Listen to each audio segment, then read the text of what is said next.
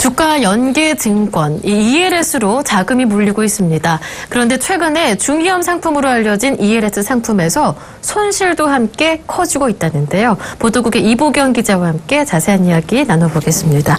안녕하세요. 안녕하세요. 초저금리 시대 투자 대안으로 ELS 투자가 급증하고 있다고 하는데 그래도 아직까지는 ELS에 대해서 좀 생소하신 분들도 있을 것 같아요. 네, 우선 주가 연계증권 ELS에 대해서 먼저 설명을 드려야 될 것 같은데요. ELS 상품은 특정 주식의 주가나 주가 지수를 기초자산으로 정해놓고 그 기초자산이 만기까지 일정 조건을 충족을 하면 정해진 수익률을 주는 금융상품을 말합니다. 기준금리가 1.5%로 떨어지면서 최근 이 ELS 투자 금액이 급증하고 있는데요. 1분기 기준으로 ELS 잔액은 61조 5,460억 원으로 1년 전에 비해서 35.5%나 늘었습니다. 네. ELS 시장이 1년 사이 30%가 넘게 덩치를 불리게 된 건데요. 그 배경은 어디에 있습니까? 네. 아까 말씀드렸다시피 1% 초저금리 시대가 지속이 되면서 투자처를 잃은 투자자들이 ELS 상품으로 눈을 돌리고 있는 것입니다.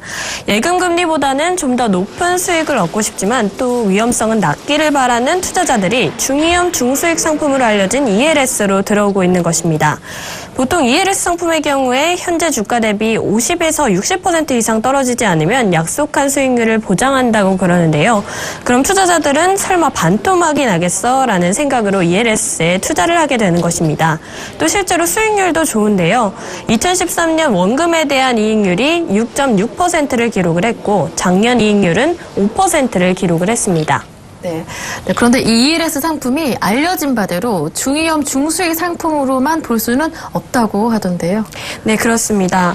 물론 원금 보장형 상품들도 있지만 위험도가 낮은 상품들도 많지만요. 원금 비보장 형 상품들도 굉장히 많이 시중에 존재를 합니다.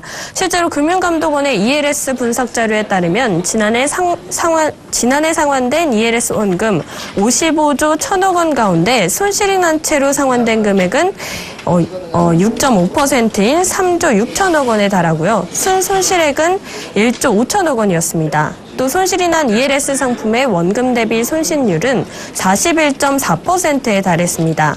최근에 현대차 관련 ELS에 투자한 투자자분들의 고민이 굉장히 늘어나고 있다고 들었는데요. 최근에 현대차 주가가 13만 원 선까지 내려오면서 현대차 ELS 상품도 덩달아 손실을 보고 있는 것입니다. 현재 현대차 ELS의 미상환 잔액이 1,354억 원인데요. 증권사가 어떤 조건을 설정을 해놓고 그 조건을 만족을 하면 노크아웃, 조건을 만족하지 못하면 녹인인데요. 녹인이 되면 조기 상환을 하지 못해서 보통 40에서 50% 손실을 볼 수 있습니다. 그런데 현재 현대차 ELS가 50% 넘게 녹인에 이미 진입해 있는 상태여서 손실을 볼 가능성이 굉장히 높아져 있는 상태입니다. 또 추가로 녹인에 진입할 가능성이 있는 현대차 ELS 규모도 666억 원이나 됩니다.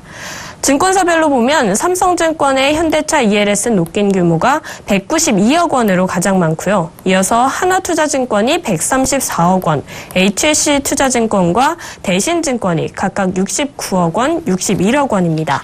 네. 모든 투자 상품이 그렇듯이 ELS도 마찬가지로 이 손실일 가능성이 있게 마련인데요. 그렇다면 ELS에 가입할 때 고려해야 할 점은 또 어떤 것들이 있을까요? 네. 지금까지 말씀드렸다시피 손실을 볼 수 있다는 점을 인지를 하고 ELS 상품 구조를 제대로 인지하고 상품에 가입을 하셔야 합니다.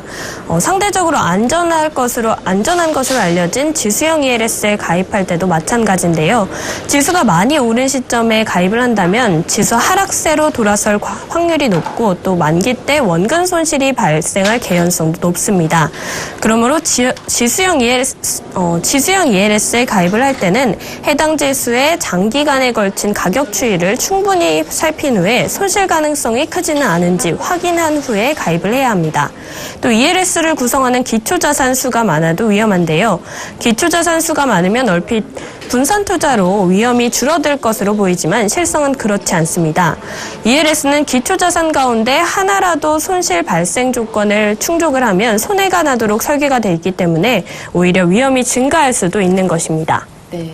이제 마지막으로 ELS 투자에 관심을 갖고 계시는 분들께 조언이 필요하다면 어떤 게 있을까요? 네.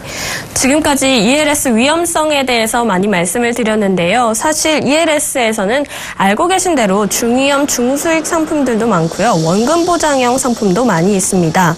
증권사가 어떻게 상품 구조를 설정하는지에 따라서 수익률과 위험성이 굉장히 많이 달라집니다. 수익률이 높으면 위험성이 높아지는 투자의 기본 원칙이 ELS에도 적용이 되는 것입니다. 자신의 투자 성향을 잘 따져서 어떤 ELS가 자신에게 맞는지 잘 판단하는 것이 좋겠고요.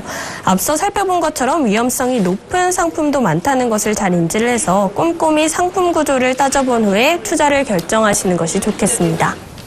네, 오늘은 ELS 투자에 대해서 자세하게 들어봤습니다. 보도국의 이보경 기자와 함께했습니다. 고맙습니다. 고맙습니다.